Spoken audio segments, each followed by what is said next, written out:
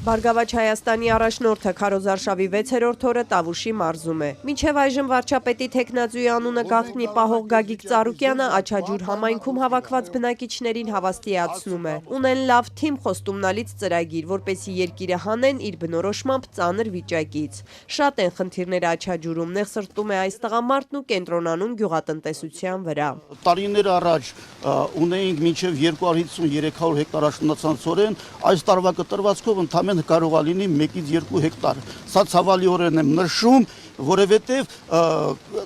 դուք նաև շեշտեցիք, որ գյուղնախարարություն չունենք, եթե գյուղնախարարություն չունենք, ինչի մասին ենք մենք մտածում։ Ապրես, դրա համար հիմնականն են ծառատ, որ քանդվի։ Այո։ Գյուղնախարար չկա, մարդը պետք է գնա դիմի։ Գյուղատնտեսության մասին ծավալված զրույցը Ծառուկյանը երկար չի շարունակում, առաջարկում է մարդկանց քայլ անել, որ փոփոխություն լինի։ Դժգոհ է իր տպավորությամբ շուրջ բոլորը միմյանց վիրավորում են։ Նա նկատի ունի նաև վարչապետին։ Գլուխներդ պատին կտակ, չոքացրած բոլորիդ բերելու եք պատասխանատվության։ Նիկոլ Փաշինյանը, որ պարբերաբար պնդում է, թե ինքն իրավապահների աշխատանքին չի միջամտում, 3 հետախուզման մեջ գտնվող Գագիկ Ծառուկյանի որդուն անվանել էր լակոտ եւ սպառնացել մեջբերեմ վզից բռնած Բելարուսից բերել եւ ենթարկել պատասխանատվության։ Այսօր ժողովուրդը արդեն զզվում է։ Ոչ ուզում է հայանք լսի, ոչ վիրավորանք, ոչ ինքը ցանկանում է լիարժեք, որ կարողանան իրաց մասին մտածեն, մի քայլ կատարեն, մարդու մատից մի փուշ անեն,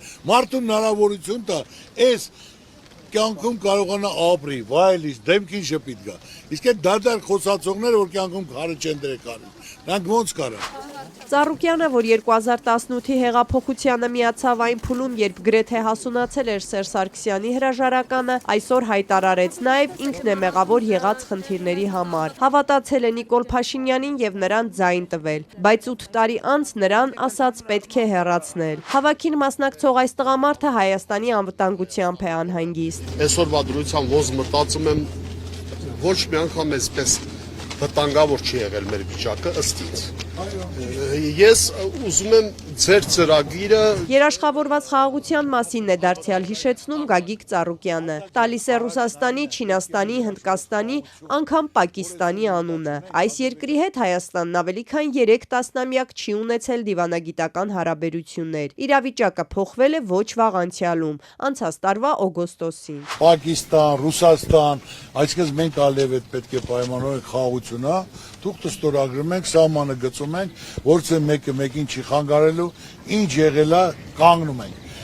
Այդ ժամանակ նրանք երաշխավորում են, դուք համաձայնեք, ով փորձեց խախտել, ուրեմն մենք իրան պատժել ենք։ Հայաստանում խնդիրները միայն սոցիալական ու անվտանգային չեն։ Անարդարություններ էլ կան, շարունակում է Ծառուկյանն ու պնդում, իշխանությունը նախընտրական այս փուլում ապօրինությունների է դիմում։ Ասաց իր հայրենի Աբովյանում 52 պարեկի են գործից հանել, որոնց հարազատները իր բիզնեսներում են աշխատում կամ իր համակիրներն են։ 52 հատ պարետ գործից հանել են, որ մարդը